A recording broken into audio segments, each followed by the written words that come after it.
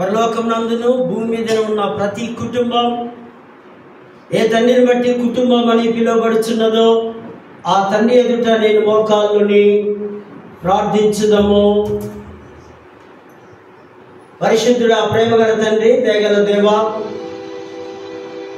నీ అత్యున్నతమైనటువంటి నామానికి మరొకసారి మా శిరస్సులు వంచి ప్రభువా నిన్ను ఘనపరుస్తూ మహిమపరుస్తూ ఆరాధిస్తున్నాము. వాక్యపు వెలుగులోనికి మేము ప్రయాణిస్తూ ఉండగా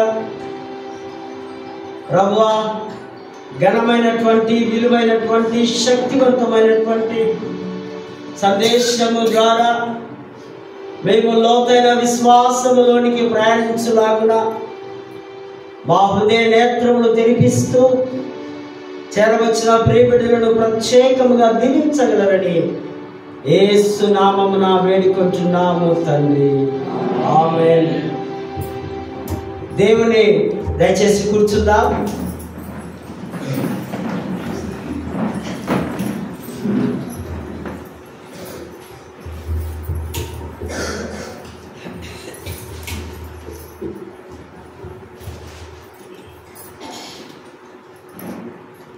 దేవుని పరిశుద్ధ నామానికి మహిమ కలుగును గాక.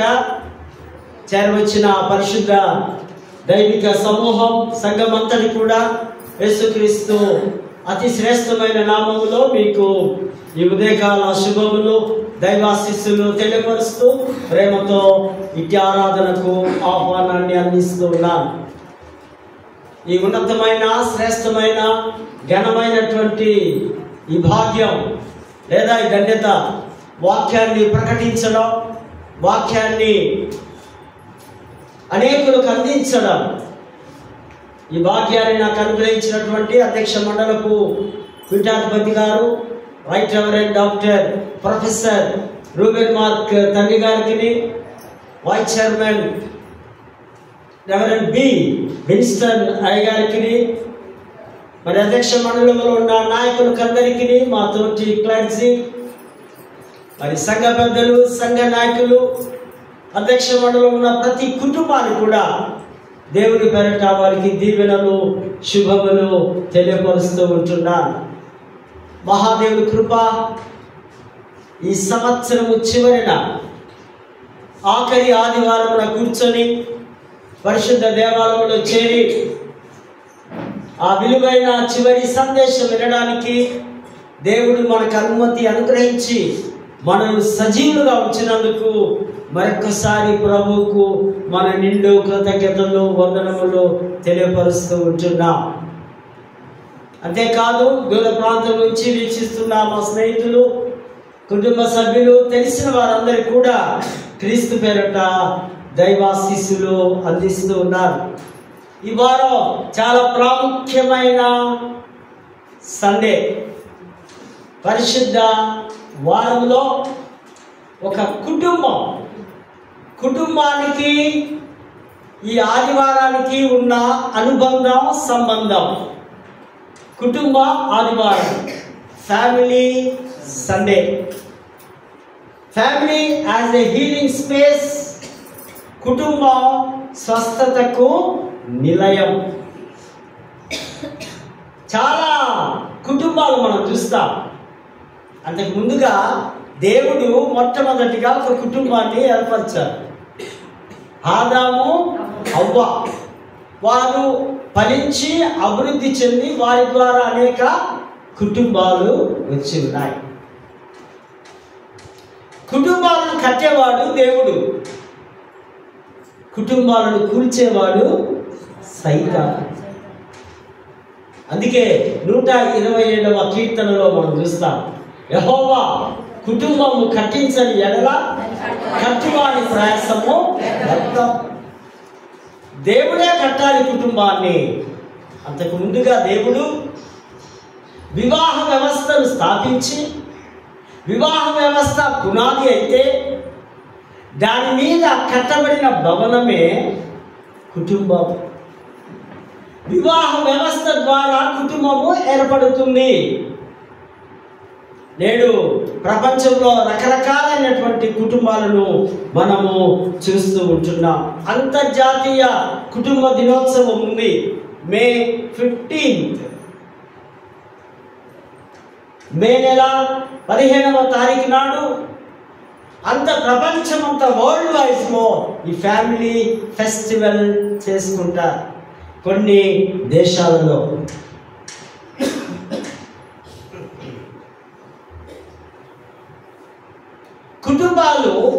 కుటుంబ వ్యవస్థలు మనం ఎన్ని రకాల కుటుంబాలు చూస్తాం? చిన్న కుటుంబం, లార్జ్ కుటుంబం, మరొకటి ఉమ్మడి కుటుంబం, జాయింట్ ఫ్యామిలీ. 3 రకాలైన కుటుంబాలు. ప్రస్తుతం నడిచేది ఏ కుటుంబం? చిన్న కుటుంబం. చిన్న కుటుంబంలో ఎవరుంటారు?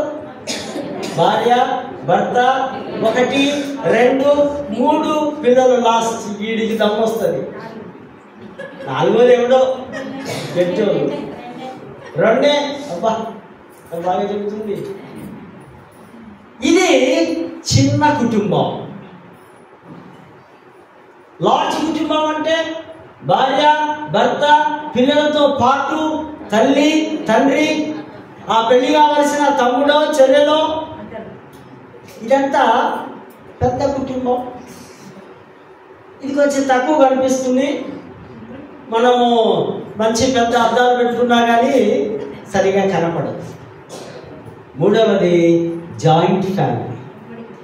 ఈ ఉమ్మడి కుటుంబం చూడాలంటే మనం 50-60 సంవత్సరాలు వెనకకి వెళ్ళాలి. కనిపిస్తుందా? ఉమ్మడి కుటుంబాలు ఎవరుంటారు? భార్య, భర్త, పిల్లలు, అమ్మ, నాన్న, తాత, అమ్మమ్మ, పెళ్లి కాని మేనత్త లేదా ఇంకొకడు వీరందరూ కలిసి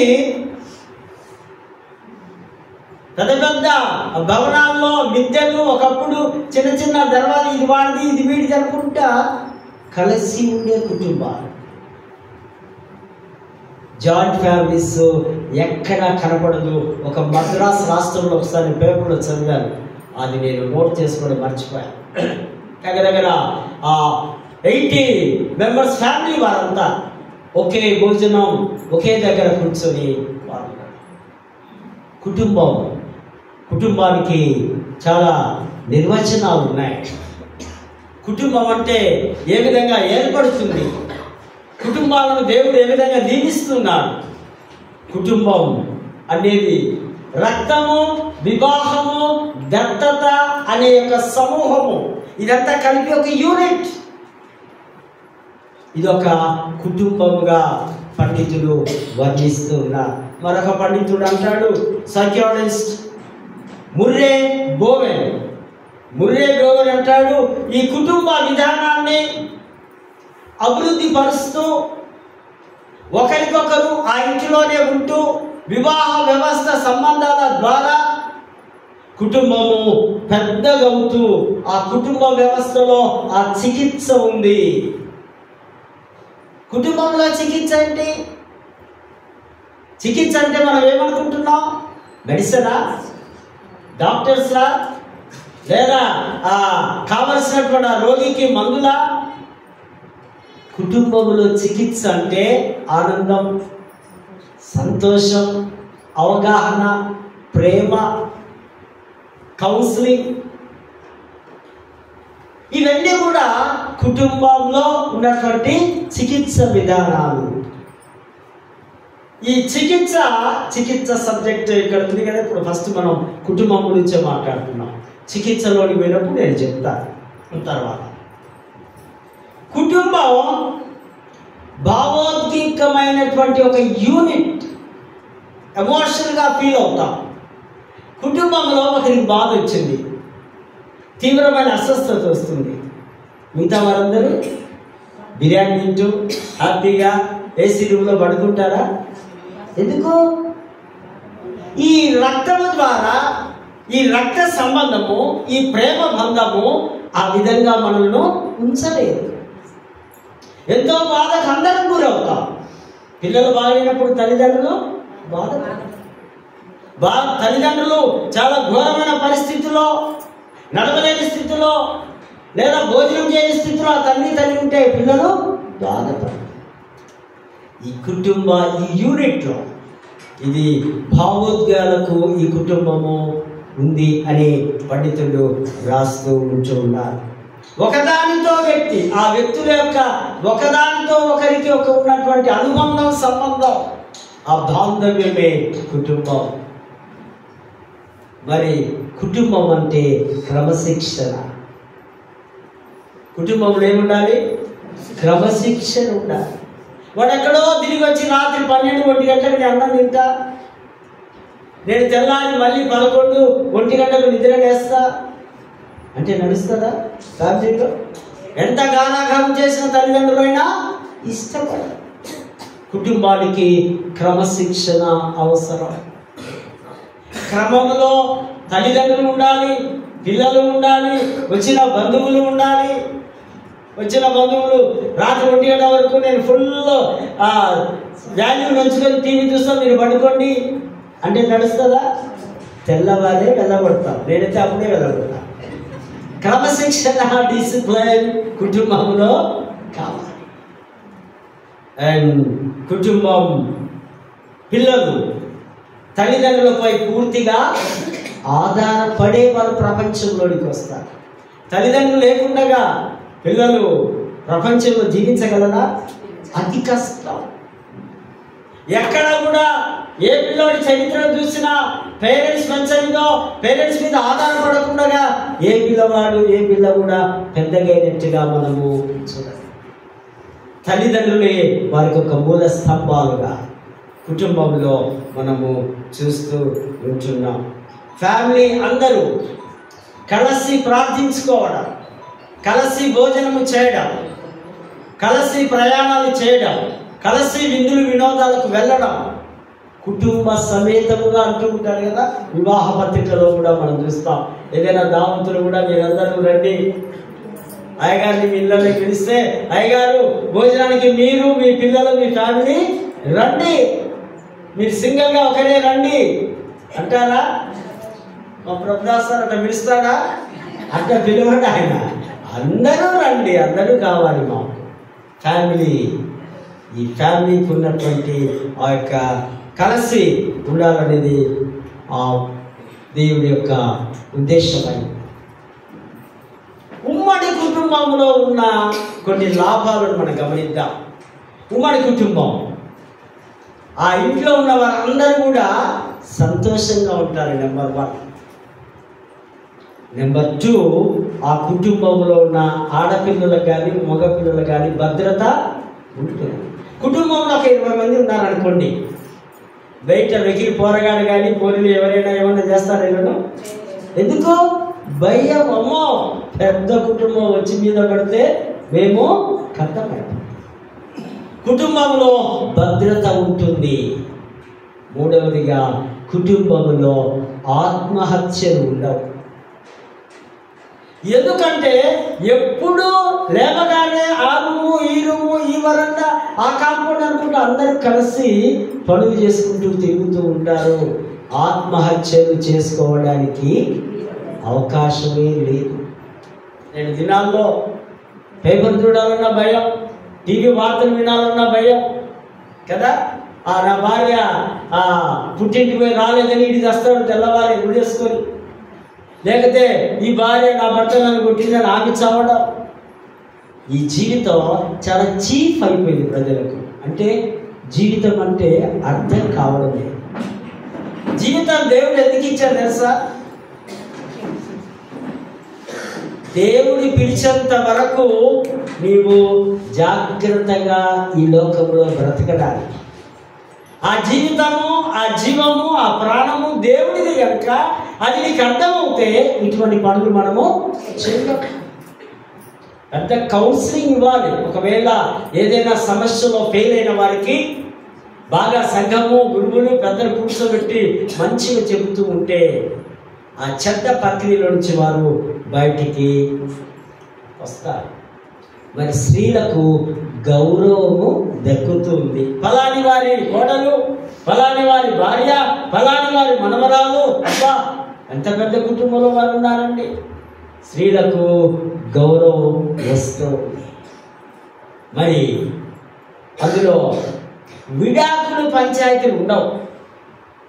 ఆ పెద్ద కుటుంబంలో, జాయింట్ ఫ్యామిలీలో ఇష్టం ఉన్నా లేకపోయినా ఏదో కొంతకాలం జీవిస్తారు తప్ప ఇటువంటి పనులు వారు చేయరు.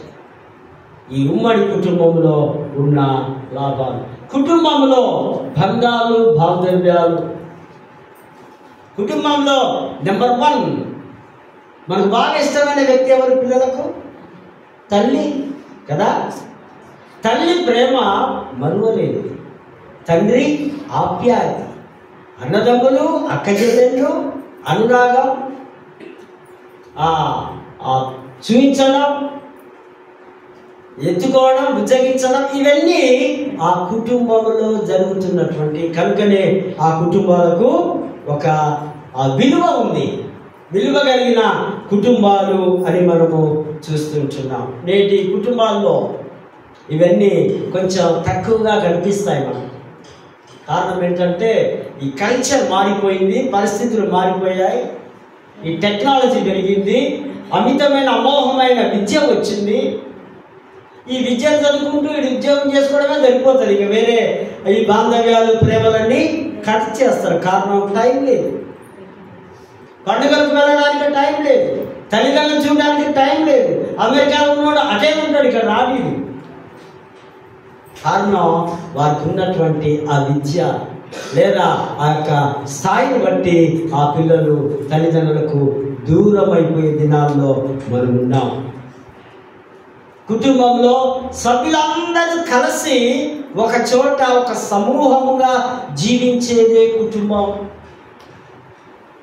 ఒకే ఇంటిలో కలిసి ఉండడం, వారి మతపరమైనటువంటి లేదా వారి వివాహ చట్టాలు, వారి సంస్కృతిని బట్టి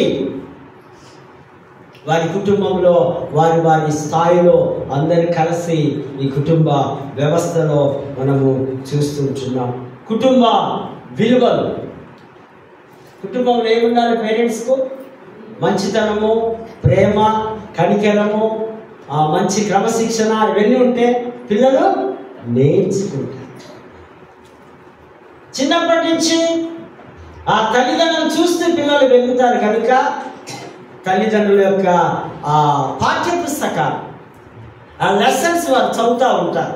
సో కనుకనే ఈ కుటుంబంలో మరి దేవుడు ఆ కుటుంబాన్ని దీవించినట్టుగా మనము చూస్తూ ఉంటున్నాం.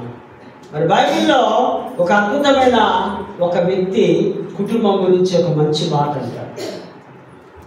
యెహోషువ గ్రంథం 24:15 ఇశ్రాయేలు ప్రజలందరూ కూడా మళ్ళీ తిరిగి వారు తప్పిపోయే పరిస్థితిలో ఉన్నప్పుడు వారు అమోరియలు, రకరకాలైనటువంటి ఆ దేవుళ్ళు, దేవతలు ఆ కన్యను పట్టణానికి వారు సమీపిస్తూ ఉండగా ఆ భూమిని అన్నింటినీ వారు శాస్త్రంగా పంచుతూ ఉన్నప్పుడు, బాబు జాగ్రత్త, మీరు ఎంట్రీ అవుతున్నారు, మీరు అమోరీలను ఆ విగ్రహ దేవులంతా విడిచిపెట్టి ఎవరైతే వదిలేస్తారో వారు నా వైపుకు రండి అంటున్నాడు. చక్కగా ఈ యొక్క భక్తుడు, నేనును నా ఇంటి వారును యెహోవాను,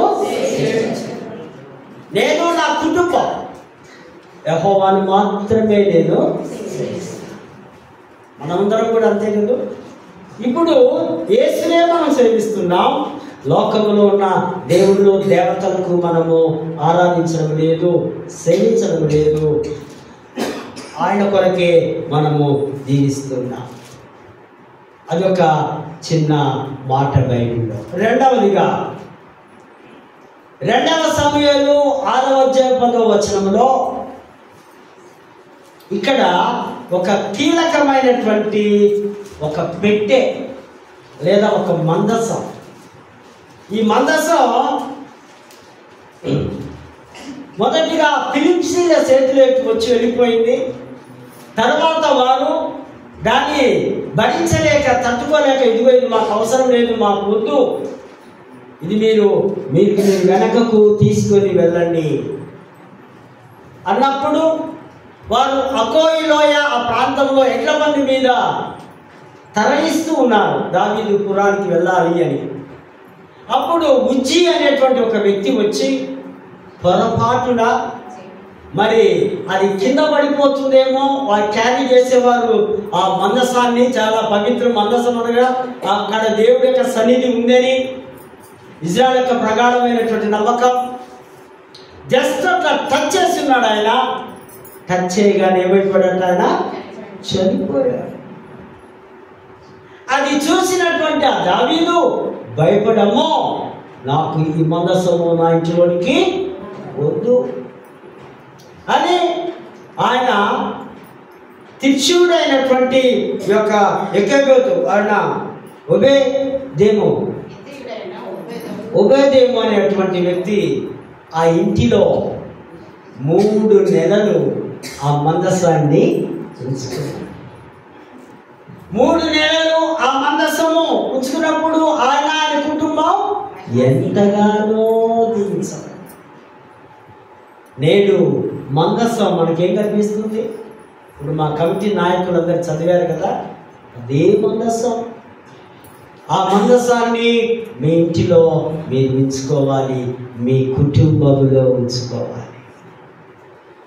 ఇది బిబ్లికల్గా మనము చూస్తూ ఉంటూ ఉన్నాం. రెండవ సబ్జెక్ట్ హీలింగ్, స్వస్థత లేదా ఆరోగ్యము లేదా శరీరము లేదా మనస్సు కుదుట పడుట. హీలింగ్ ఎన్ని రకాలు? స్వస్థత ఎన్ని రకాలు కనిపిస్తుంది మనకు? శరీరానికి స్వస్థత, మానసిక పరమైన మనసుకు సంబంధించిన స్వస్థత, మరొకటి ఆధ్యాత్మికమైన స్వస్థత. ఇది మనకు 1% ఉంది. రిమైనింగ్ 99% ఏమైంది? ఆ స్పిరిచువల్ హీలింగ్. ఒకసారి యేసు ప్రభు మార్కు సువార్త 2వ అధ్యాయంలో మనం చూస్తాం. ఒకడు వాళ్ళ 4 ఫ్రెండ్స్ వచ్చి ఒక ఫెరాలసిస్ వచ్చిన వారిని పట్టుకొని వస్తే, ప్రభా ఈయన నీవు స్వస్థత పరచు అంటాడు. అంటే వెంటనే ప్రభు ఏమంటున్నాడు? కుమారుడా, నీ పాపములు క్షమించబడ్డాయి. Spiritual healing. హీలింగ్ కావాల్సింది ఈ చేతులకు కాళ్ళకు, అవి కదలిక రావాలి, అవే చలనం లేకుండా ఉన్నాయి. కానీ ప్రభు అంటున్నాడు, నా కుమారుడా, నీ పాపములు క్షమించాలి. నీ పాపం, నీ రోగం ఎక్కడుంది? నీకు లోపట ఉంది, నీ హృదయంలో ఉంది. కనుక నీవు ఆధ్యాత్మికముగా నీవు బలవంతుడు కావాలి, నీకు స్వస్థత కావాలి. శరీర స్వస్థత డాక్టర్స్ ఇస్తారు, నో ప్రాబ్లం. మన పైసలు ఎంత ఖర్చు పెట్టుకుంటే ఎటువంటి రోగాలైనా కొంతకాలము వారు దాన్ని కుదుటపరచగలరు. కానీ ఆధ్యాత్మిక స్వస్థత దేవుడు మాత్రమే చేయగలరు. ఆధ్యాత్మిక స్వస్థత వస్తే నీవు ఒక నూతన సృష్టిగా, నూతన మనిషినిగా, క్రొత్తదనముగా, క్రొత్త ఆలోచనలు, క్రొత్త భావాలు. కొందరు ఎప్పుడు పాతగానే ఉంటారు, లోపల టన్నులు లోపల పెట్టుకొని ఉంటారు, అదేదో మాట్లాడుకుంటూ ఉంటారు. మనస్సు మాత్రం స్వచ్ఛముగా ఉండదు. ఈ హీలింగ్ మనం చూస్తుంటున్నాం. స్వస్థత, ఆరోగ్యం. హీబ్రూలో రిపూయ్, గ్రీకులో థెరపియో, ఇంగ్లీష్లో థెరపీ అంటారు కదా, చదువుకున్న పిల్లలకు అర్థమవుతుంది. ఆ థెరపియో అనే దానిలో నుంచి, ఆ నాలుగులోంచి థెరపీ అని వచ్చింది. ఈ స్వస్థతను ప్రభు అంటాడు, స్వస్థత పరచువాడను నేనే. స్వస్థత మనకు కావలసిన అవసరత ఉంది. స్వస్థతలో చాలా రకాలు ఉన్నాయి. ఫిజికల్ రిస్టరేషన్ అనగా స్వస్థత, పునరుద్ధీకరణ అనగా శరీరానికి, శరీర శ్రేయస్సు కొరకు, శరీరము బలంగా ఉండడానికి, శరీరము అందంగా ఉండడానికి స్వస్థత కావాలి. ఇది లోకంలో మనకు అనుగ్రహించబడుతుంది. స్పిరిచువల్ హీలింగ్ ఇప్పటిదాకా మనము తెలుసుకున్నాం. మరి మూడవదిగా సైకాలజికల్ హీలింగ్ అనగా మానసిక పరమైన స్వస్థత అనేది భావోద్వేగ మానసిక శ్రేయస్సు యొక్క పునరుద్ధరణ, మనసులో నుంచి భావాల్లో నుంచి మనకు కౌన్సిలింగ్ చేయడం ద్వారా, మంచి విలువైన మాటల ద్వారా. కొన్నిసార్లు పేషెంట్ డాక్టర్స్ ఒక 5 నిమిషాలైనా మాట్లాడి మంచిగా అది కౌన్సిలింగ్ చేస్తాడు. అది ఎటువంటి భయంకరమైన జబ్బైనా ఏం పర్లేదయ్యా, ఇదిగో నువ్వు చెప్పినట్లు చేయి, నువ్వు మళ్ళీ మామూలు మనిషి అవుతావు. నీ ఇష్టదేవాన్ని ప్రార్థన చేసుకో, ఈ గోళీలు వాడు, క్రమం తప్పకుండా లిమిట్గా భోజించే అంటూ ఆయన కౌన్సిలింగ్ చేస్తూ ఉంటాడు. కనుక ఈ సైకాలజికల్ మానసిక పరమైన, తర్వాత బ్రోకెన్ రిలేషనల్ హీలింగ్ విరిగిన సంబంధాలకు స్వస్థత. స్వస్థత అనేది విరిగిన సంబంధాలను పునరుద్ధరణ అనగా వ్యక్తులు లేదా సంఘము మధ్య సయోధ్యను కలిగి ఉంటుంది, సంధి కలిగి ఉండడం. వ్యక్తుల మధ్య, సమాజాల మధ్య, సంఘాల మధ్య విరగబట్టబడిన తెగిపోయిన బాంధవ్యాలను తిరిగి కట్టడమే స్వస్థత, హీలింగ్. మరి చివరిగా శాశ్వతమైన స్వస్థత, ఎటర్నల్ హీలింగ్. మానవత్వము మరియు సృష్టి యొక్క అంతిమ పునరుద్ధరణ కొరకు స్వస్థతను వివరిస్తుంది. సృష్టికి మానవుని యొక్క ఆరోగ్యానికి సంబంధం ఉంది. సృష్టిలో నుంచి మన హెల్త్ తీసుకుంటాం, ఆక్సిజన్ తీసుకుంటాం, మెడిసిన్ కూడా మనకి ఎక్కడి నుంచి వస్తుంది? సృష్టిలో నుంచి. ఆకుల ద్వారా, అక్కడ ఉన్నటువంటి కొన్ని జంతువుల యొక్క వాటి ద్వారా రకరకాలుగా సృష్టిలో నుంచే మానవుడు మెడిసిన్ తయారు చేస్తున్నాడు. కనుక మనకు హీలింగ్ వస్తుంది అని దేవుని వాక్యం మనకు తెలియపరుస్తూ ఉంటుంది. పరిశుద్ధ గ్రంథంలో మనము కొద్దిమందిని మనం జాగ్రత్తగా హీలింగ్ పొందిన వారిని ఓల్డ్ టెస్టిమెంట్ నుంచి చూద్దాం. మనకందరికీ తెలుసు, 2వ రాజులు 5వ అధ్యాయము మొదటి నుంచి కొన్ని వచనాలు మనం చూస్తే అక్కడ నయమాను అనేటువంటి ఒక కుష్ఠరోగి ఉంటాడు. ఎలీషా చెప్పిన విధముగా ఆయన యోర్దాను నదిలోనికి వెళ్ళి 7 మార్లు మునిగినప్పుడు ఆయన యొక్క శరీరము, దేహము ఏమైపోయింది? పసిబిడ్డ వలె. ప్రాఫిటికల్ హీలింగ్ అనగా ప్రవచిస్తున్నాడు ప్రవక్త నోట్లో నుంచి ఆ మాట వచ్చింది, ఆయనకి ఆరోగ్యము వచ్చింది. ఆ భయంకరమైన కుష్ఠ నుంచి ఆయన విడుదల పొంది ఉన్నాడు. అదేవిధంగా రెండవది అదే సేమ్ రాజులు 20వ అధ్యాయంలో కూడా 2వ రాజులు 20వ అధ్యాయం మొదటి 11వ వచనంలో హిజ్కియా రాజు భయంకరమైనటువంటి ఒక కురుపు వచ్చింది. ఆయన మంచి భక్తిపరుడైన రాజు. ఆ ప్రవక్త యెషయా వచ్చి చెప్తున్నాడు, బాబు నువ్వు బిస్తర కట్టుకోవాలి, నీ టైం దగ్గర పడింది, నువ్వు మరణిస్తూ ఉన్నావు. చాలా భయంకరమైన స్థితి. ఎవరైనా వచ్చి మనలను నువ్వు మరణిస్తున్నావు, ఇక నీకు జీవితం లేదు అంటే ఎంతో కృంగిపోతావు. కానీ ఈ రాజు చేస్తున్నాడు, ఆయన ఆకాశం వైపు కన్నులెత్తి ప్రార్థన చేస్తూ ఉన్నాడట. దేవా నన్ను జ్ఞాపకం చేసుకో, నా సేవ జ్ఞాపకం చేసుకో, నా పరిపాలన జ్ఞాపకం చేసుకో, నా కుటుంబం జ్ఞాపకం చేసుకో, నాకు ఆయుష్ను పొడిగించు. ప్రభువును మనమందరము అడగాలి. కష్టాల్లో, రోగాల్లో, శ్రమల్లో, దుఃఖంలో ఉన్నప్పుడు కృంగిపోవడం కాదు, ఒక ఛాలెంజ్ తీసుకొని దేవుని అడిగితే దేవుడు ఏం చేసిందండి? వెంటనే ఎన్ని సంవత్సరాలు? 17 సంవత్సరాలు ఆయన ఆయుష్నివ్వడం, ఆయన ఆరోగ్యాన్ని ఇవ్వడం. ఈ ప్రవక్తనే బిత్తిరిపోతున్నాడు, అమ్మో నా మాట చల్లలేదు, నా మాట నెరవేర్చబడలేదు. దేవుని మాటే నెరవేర్చబడదు. ఈ రాజు తిరిగి ఆరోగ్యం పొందుకొని ఉన్నాడు. అదేవిధంగా మనం చూస్తాం సంఖ్యాకాండంలో 12వ అధ్యాయము 10-15లో మిరియాం ఎవరు? మోషే అక్క, అహరోను చెల్లెలు. ఈ మోషే అన్యస్త్రీని పెళ్లి చేసుకున్నాడని నోటికి వచ్చినట్టు అక్క కదా, తమ్ముళ్ళని ఏదేదో అంటా ఉంటుంది కదా జనరల్గా, అవునా? తమ్ముళ్ళైన వారిని అప్పుడప్పుడు అదొక మాట ఇదొక మాట అంటారు. ఈ తమ్ముడు మామూలు తమ్ముడు కాదు, ఈ తమ్ముడు దేవుని ప్రవక్త. ఈ తమ్ముడు ఇజ్రాయెల్ ప్రజలు నడిపించే గొప్ప నాయకుడు. అది చూసి దేవుడికి కోపం వచ్చింది. ఏమొచ్చిందండి? దేవుడికి కోపం వచ్చిన తర్వాత ఆమెకు మిరియాముకు కుష్ఠ వచ్చింది. స్పాట్లో కుష్ఠరోగం, ఆ తెల్ల పొడలు భయంకరంగా ఉంది. తమ్ముడు, ప్రేమగల తమ్ముడు మళ్ళీ వెళ్ళి, తమ్ముడికి అర్థమైపోయింది మా అక్క నన్ను తిట్టింది కదా.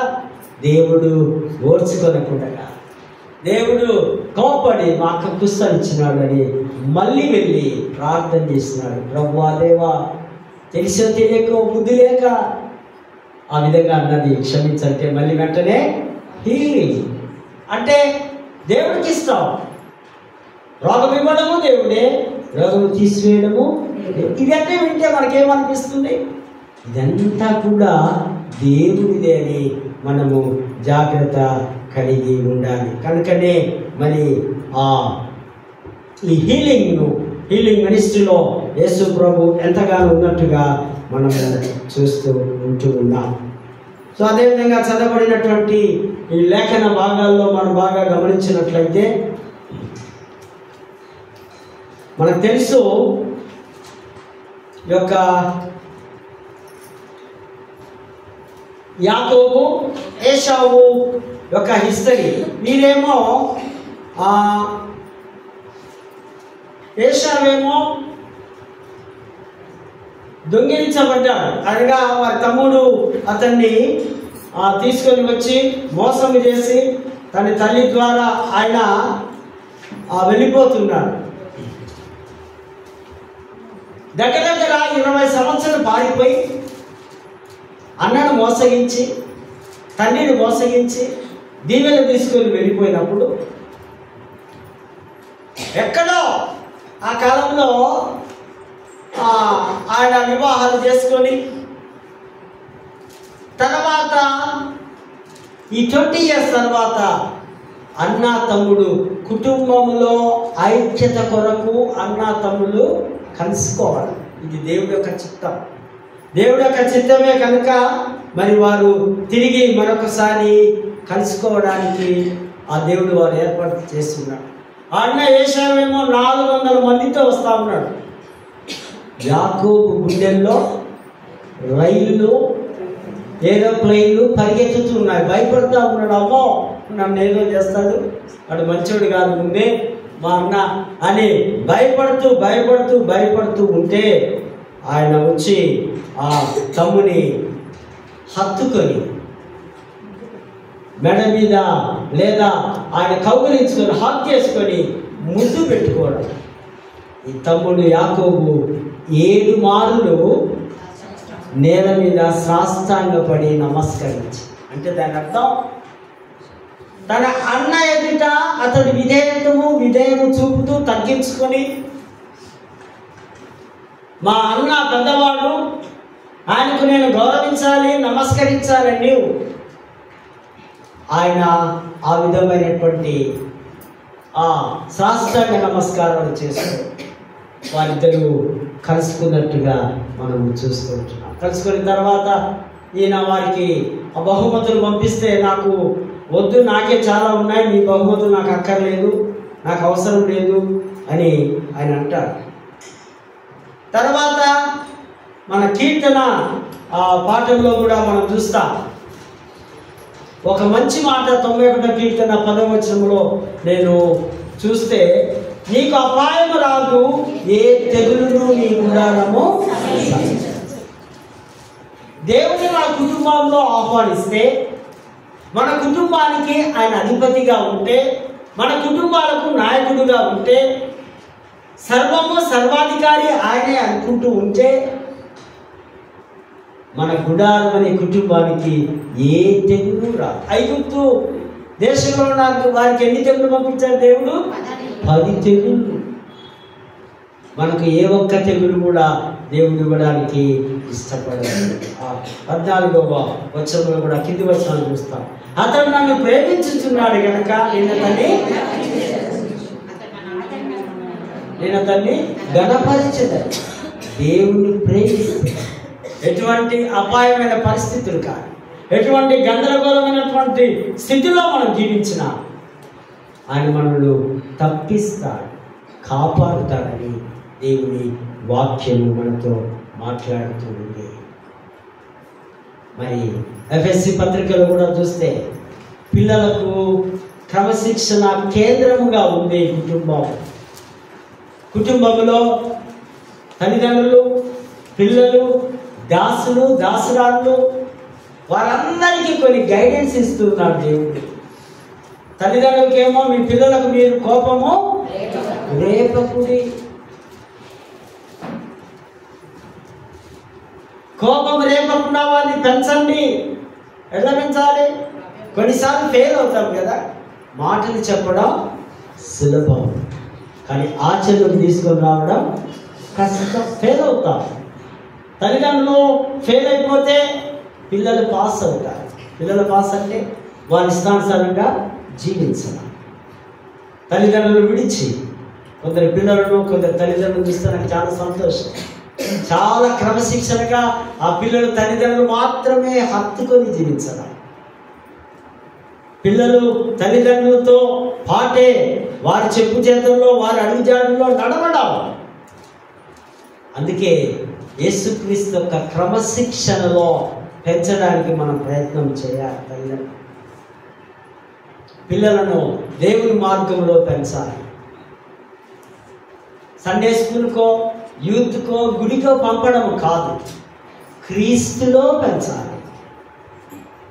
మనం అనుకుంటూ ఉంటాం, అయ్యో ఒకప్పుడు ఒకరు అన్నారట ఒక పాస్టర్ గారి దగ్గరికి వచ్చి, పాస్టర్ గారు మా అమ్మాయి చిన్నప్పుడు చాలా ఇంటెలిజెంట్, చాలా సండే స్కూల్ స్థాయిలో నుంచి అనేక యాక్టివిటీస్ బాగా పాల్గొనేది. ఇప్పుడు 20 years వచ్చినాయి, నా మాట వినడం అనేది మాకు ఎదిరిస్తూ ఉంది, చెప్పా చేయకుండా ఎక్కడికెక్కడికో బయటికి వెళుతుంది అని అతను అన్నాడట. నేను చర్చిలో పంపించాను, కానీ నేను క్రీస్తులో సరిగా పెంచలేకపోయాను. క్రీస్తు ప్రేమ, క్రీస్తు త్యాగము, క్రీస్తు బోధనలో బిడ్డలు పెంచలేకపోయారు, బాధపడ్డారు. నిజమే, చేతులు కాలేక ఆకులు పట్టుకుంటే ఏమి లాభం అన్నట్టుగా పిల్లల విషయంలో తల్లిదండ్రులు చాలా జాగ్రత్తగా మనం ఈ లోకంలో జీవించాలి. ప్రేమ ఉండొచ్చు, మధురమైన ప్రేమను కనపడచ్చు. నేనంట ఈ ప్రేమ అంతా నీ డైనింగ్ టేబుల్ దగ్గరే, తర్వాత ఎప్పుడు కఠినంగానే ప్రవర్తిస్తూ ఉంటాను. ఇప్పుడు వారి జీవితం అర్థం కాదు. ఆ వయసులో కొన్ని సంవత్సరాల తర్వాత ఆ తల్లిదండ్రి వారికి గుర్తుకు వస్తారు. వారి జీవితం పాడైపోయినప్పుడు, వారి జీవితాల్లో ఏదో మలినాలు ఉన్నప్పుడు, ఏదో మురికి చేరినప్పుడు దుఃఖానికి గురవుతారు. కనుక క్రీస్తు బోధనలో పెంచవలసిన అవసరత ఉంది. చివరిగా సువార్తల పాఠంలో చూస్తే మనము అక్కడ ఒక అద్భుతమైనటువంటి ఒక తండ్రి, ఆ తండ్రి యేసు కుమారుడు, ఆ పాపైన కుమారుడు. Dirty son, mighty father. Dirty son పెద్దవాడయ్యాడు, వయసు వచ్చింది, వారికి లోకంలో ఉన్న ఆశల కోరికలన్నీ కలిగి తండ్రితో వెళ్ళి పంచాయతీ పెట్టుకొని కొట్లాడి, నాకు కావలసిన ఆస్తి నాకు. గ్రామాల్లో చూస్తూ ఉంటాం, ఆస్తుల పంపక ఆస్తులు నాకు ఇచ్చాయని వాడి భార్యను తీసుకొని వెళ్తాం. ఆస్తులు తీసుకొని నేటి పేరెంట్స్ మనం చూస్తాం, చాలామంది ఓల్డ్ ఏజ్ హోమ్లో ఉంటారు. ఈ పిల్లలు వారి ఆస్తులు తీసుకొని వారి భార్య పిల్లలతో ఎంజాయ్ చేస్తూ వెళ్ళిపోతూ ఉంటారు. నేను చెప్తున్నాను మీకు అందరికీ, నేను కూడా అదే చేస్తాను. మన ఆస్తి మనమే మింగేయాలి, మనమే తినాలి. మన పిల్లలకు వారి చదువు ఇవ్వండి, లేకపోతే వారి కష్టంతో వాడే బ్రతకాలి. ఆకలి ఏంటో వాడికి తెలియాలి. మన రాజకీయ నాయకులాగా కోట్లు సంపాదిస్తే వారి మనమల పెడితే వీడికేం తెలుస్తుంది? ఇక కష్టం తెలుస్తుందా? ఆకలి తెలుస్తుందా? బాధ తెలుస్తుందా? నొప్పి తెలుస్తుందా? వీడికి ఇవన్నీ తెలియాలంటే వాడి దగ్గర ఏమీ ఉండకూడదు. అట్లనే అయింది వీడి పరిస్థితి. తండ్రి ఈ బాధపడలేక మరి ఎన్ని లక్షలు ఇచ్చినాడో తెలియదు. వాడు దూర దేశం, బహుశా ఢిల్లీకి వెళ్ళాడు అనుకున్నాం. అక్కడ బాగా పైసలుంటే ఎవరైనా దోస్తులు అవుతారు కదా, మస్తు మంది అమ్మాయిలు అబ్బాయిలు హాయ్ బాయ్ అనుకుంటా కొంతకాలము ఆయన ఎంజాయ్ చేస్తున్నారు.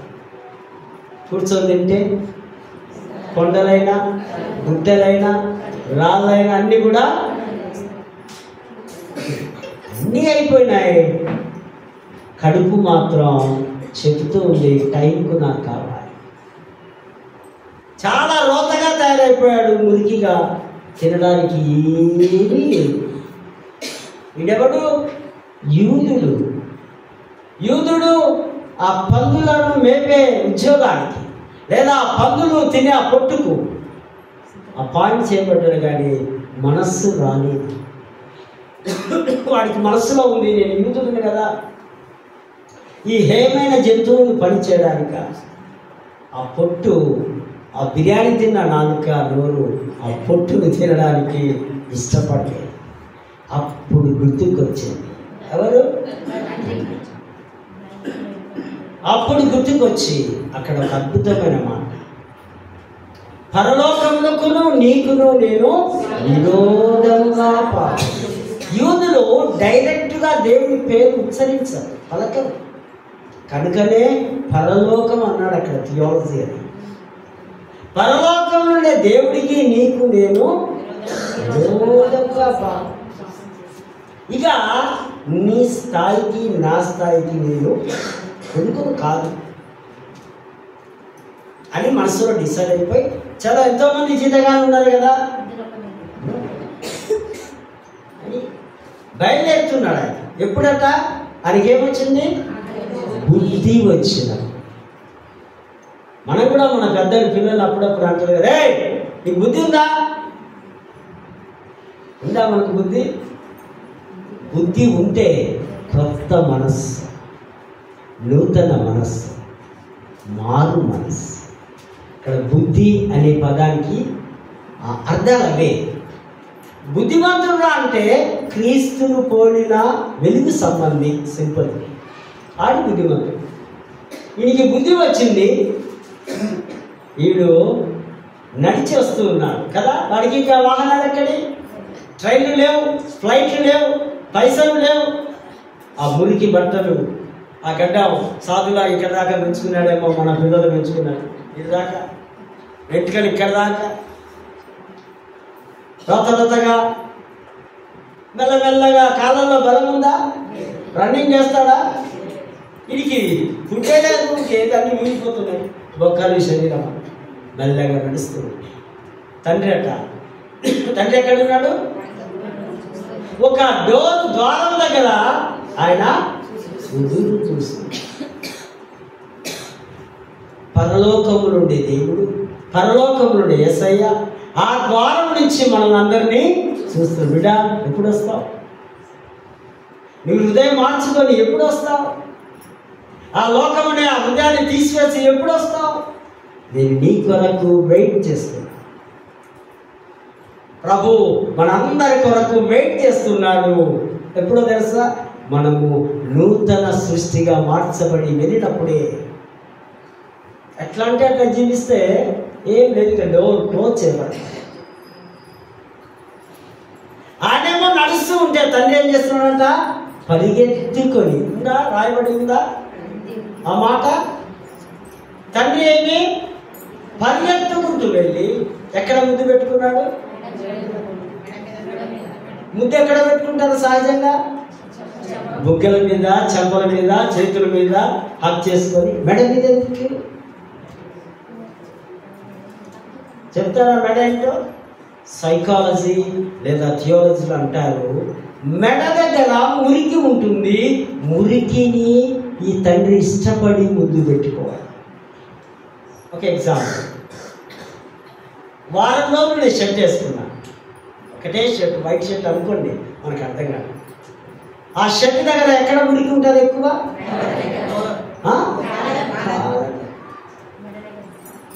అన్ని పాటలు ఉతికి అమ్మగారు లాస్ట్లో మెడ ఉతుకుతుందా? మెడ కాలరు ఫస్ట్ బ్రష్ పెట్టి ఆ సర్ఫేసి ముందు మెడ దగ్గర వాష్ చేయాలి. ఈ మురికి, ఈ మైల, ఈ రోత నా కుమారుడు మెడకుంది. ఆ తండ్రి ప్రేమ మురికిని చూడదు, చూస్తుందా? ఒక చంటి బిడ్డ వాడు ఆ బాయికాడ పోయి బాత్రూమ్ పోయి అని చేస్తే తల్లి నువ్వే శుభ్రం నాకు సంబంధం వెళ్ళిపోతుందా? ఏం చేస్తుంది? ఇప్పుడంటే లేటెస్ట్గా ఏదో మిషన్లతో లేదా రకరకాల ఏదో చేస్తారు. ఒకప్పుడు పెండలు వేసి దాన్ని తీసి మళ్ళీ కడిగి శుభ్రం చేసి ఇవన్నీ మనం అనుభవించినాం కదా. తండ్రి, ఆ యేసు అనే తండ్రి మనల్ని ఆ విధంగా ముద్దు పెట్టుకోవడానికి పిలుస్తాం. ప్రేమైనటువంటి వారు కుటుంబంలో పెద్ద కుమారుడు ఉన్నాడు. పెద్ద కుమారుడు మంచివాడే, కానీ ప్రభు అన్నట్టుగా నేను ఎవరి కొరకు వచ్చినా పాపులను రక్షించడానికి, చెడ్డవారిని మంచివారిగా చేయడానికి, మురికిలో ఉన్నవారిని వారిని వెలుగులోనికి శుభ్రపరచడానికి ప్రభు వచ్చినట్టుగా ఈ తండ్రి పెద్ద కుమారుని మంచివారిని పట్టించుకోలేదు. కానీ ఈయన నా కుమారుడు చనిపోయి మరణించి తిరిగి లేచున్నాడని ఒక గొప్ప విందు బలికి అర్పణగా ఉంది. రాగానే వెంటనే నేను అనుకుంటా ఒక 10 బకెట్లు స్నానం చేయించినాడేమో ఆ వర్కర్స్ని పెట్టి. ఎందుకంటే వాళ్ళ ఇంటికలన్నీ ఎట్లయిపోయింటాయి, మురికి పడిపోయి దొడ్డుగా ఇట్లా చేసినా రాదు కదా, క్లీన్ ఉండదు. తర్వాత మంచి వస్త్రములు, పట్టు వస్త్రములు, రక్షణ వస్త్రములు, దేవుని వస్త్రము తొడిగించి చేతికి ఏం పెట్టినట్ట? ఎందుకు ఉంగరం? రాజకీయానికి, అధికారానికి, ధనవంతులకు గుర్తుగా 4-5 ఉంగరాలు చేతులు పెట్టుకొని తిరుగుతూ ఉంటారు. పెట్టుకొని ఉంది, కూర్చొని నవ్వుతూ ఉంది. అన్ని చేతులు, అన్ని ఉంగరాలకు, అన్ని వేలకు. మాకు ఈ 9 ఖాళీగా ఉన్నాయి, ఇది ఒకటే అప్పుడో చేయించుకున్నాను. రాజకీయానికి, హోదానికి నువ్వు రాజు, నువ్వు కుటుంబానికి యజమానుడు నాయన, నువ్వు ఆర్డినరీ మనుషులు కావు. చెప్పులు తొలగించి, చెప్పులు సమాధాన సువార్తకు సూచనగా చెప్పులు తొలగించి ఉంగరము శుభ్రం చేయించి అన్ని చేసి ఒక గొప్ప విందు అందరికీ, నా కుమారుడికి నేను విందు ఇస్తున్నా, బలి అర్పణ చేస్తున్నా, ఈయనకు పాప పరిహార్థ బలిని చేస్తున్నా. ఆ విధంగా శుద్ధి చేయడం. యేసు ప్రభు మనల్ని శుద్ధి చేయడానికి ఎక్కడ చనిపోయాడు? సిలువలో ఆయన మరణించాడు. అదే బలి. ఆ బలి, ఆ రక్తం మనం పూసుకొని మన వస్త్రాలకు ఉతుక్కొని ఆయన పరలోకం నుంచి పిలుస్తున్నప్పుడు ప్రభువా నేను వస్తూ ఉన్నా. అటువంటి కృప, పరిశుద్ధాత్మ నడిపింపు, దైవాశీస్సులు మనకందరికీ అనుగ్రహించుగా. దయగల తండ్రి, ప్రేమగల దేవాన్ని పొందున్నాము. కుటుంబంలో స్వస్థత, కుటుంబంలో ఆరోగ్యము. నాయన, ఈ కొన్ని నిమిషాలను దేవుని వాక్యాన్ని మా హృదయాల్లో స్థిరపరచుకోవడానికి సహాయం చేస్తాం. విన్న ప్రియ బిడ్డలందరినీ కూడా దీవించగలరు. యేసు నామమున వేడుకుంటున్నాము తండ్రి. ఆమేన్.